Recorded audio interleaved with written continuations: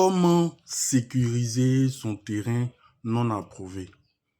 Voilà. Déjà de base, ce que vous devez savoir, c'est que un terrain non approuvé n'est pas un terrain sécurisé.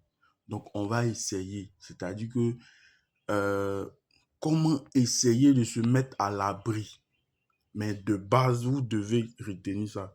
Un terrain non approuvé n'est pas un terrain sécurisé. Voilà. Mais ça ne veut pas dire aussi que quand tu achètes un terrain non approuvé, c'est un faux terrain. Voilà. Il faut bien comprendre les termes.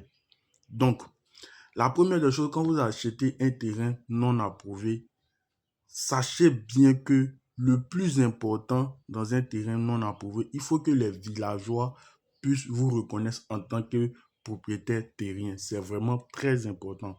Donc, de ce fait, vous devez vous inscrire dans le guide du village. C'est très, très, très, très important. Quand on va faire un lotissement, il y aura toujours un guide qui va permettre aux gens du village de reconnaître que telle personne est propriétaire terrien dans notre village. Quand vous avez fini de faire ça, vous prenez un géomètre expert. Le géomètre expert n'a qu'à venir faire ce qu'on appelle le dossier technique de votre terrain. Ça, c'est pour délimiter. Après ça, vous prenez un huissier de justice.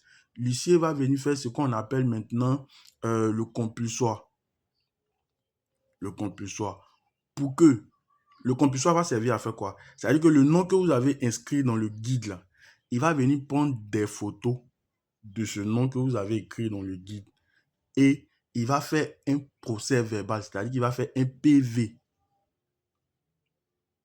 qui montre que, effectivement, hormis vous dans ce guide-là, personne d'autre ne peut venir mettre son nom dans le guide. Et ce document qu'il va vous donner là, juridiquement, c'est légal. C'est-à-dire que si demain, quelqu'un vient se poser devant vous et vous dit que lui, il était là avant vous, juridiquement, vous faites sortir ce document que l'huissier a fait, tranquillement, vous êtes dans vos pleins droits.